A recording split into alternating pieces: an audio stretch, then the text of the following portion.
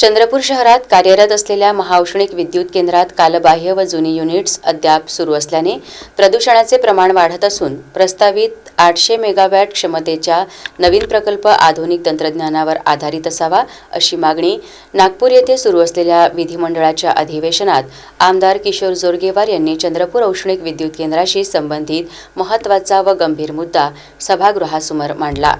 या मागणीला उत्तर देताना मंत्री मेघना बोर्डीकर यांनी भविष्यात उभारण्यात येणारे प्रकल्प आधुनिक तंत्रज्ञानावर आधारित असतील, ज्यामुळे प्रदूषणात लक्षणीय घट होईल आणि कमी कोळशातून अधिक वीज निर्मिती शक्य होईल असे सांगितले आहे।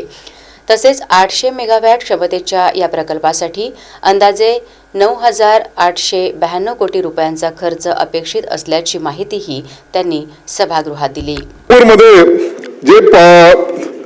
पॉवर प्रोजेक्ट आहे त्या ठिकाणी मोठ्या प्रमाणामध्ये प्रदूषण होतं आणि हे प्रदूषण कशामुळे होतं तर ते जे कालबाह्य झालेले जे युनिट्स आहे त्याच्यामुळे या ठिकाणी प्रदूषण होत आहे। त्यासाठी चंद्रपूरमध्ये CTPS मध्ये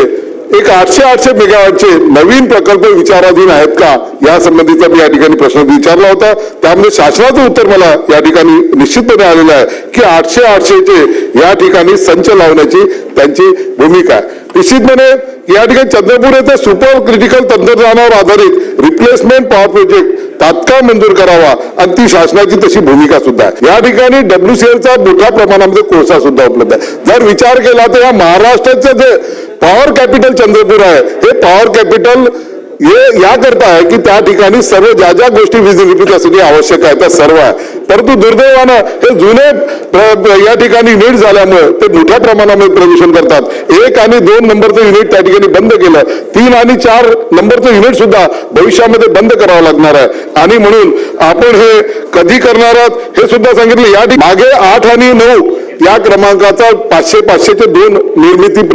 संच केले, परंतु कोणाच्या सुपर डोक्यातून आलेले माहित नाही। तिकडे हजारो हेक्टर जागा चंद्रपूर शहराच्या दूर असताना सुद्धा त्यांनी ते 2 धडके आमच्या चंद्रपूर शहराच्या अगदी म्हणजे लिमिट मध्ये आणून ठेवलेले आहे। म्हणून हे उभारत असताना याचा तर साधारण विचार केला पाहिजे की या ठिकाणी प्रदूषण होणार आहे पण ते कमीत कमी होणार या दृष्टिकोनातून सरकारने स्पष्ट केंद्र शासनाच्या निर्देशनानुसार या ठिकाणी आता जे प्लांट कार्यान्वित आहेत ते 2030 पर्यंत कार्यान्वित ठेवायचे आहेत आणि येणारे जे प्लांट असणार आहेत ते सुपर क्रिटिकल किंवा अल्ट्रा सुपर क्रिटिकल अशा नवीन टेक्नॉलॉजीचे असणार आहेत, जेणेकरून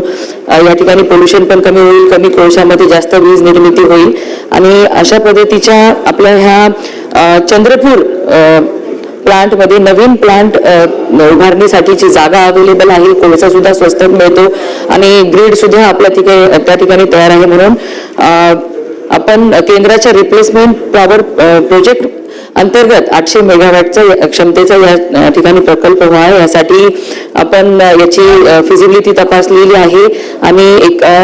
सल्लागारामार्फत याचा अहवाल सुद्धा महानिर्मितीने आता शासनाकडे प्रस्तावित केलेला आहे आणि लवकरच त्याची सुद्धा मान्यता देण्यात येईल आणि ह्या 800 मेगावॅटच्या प्रोजेक्टला अंदाजे 9,892 कोटी रुपये एवढा खर्च अपेक्षित आहे आणि ह्याची मान्यता झाल्यानंतर MERC कडनं मिळाल्यानंतर लवकरच त्याचं पुढचे काम सुद्धा चालू करण्यात येईल।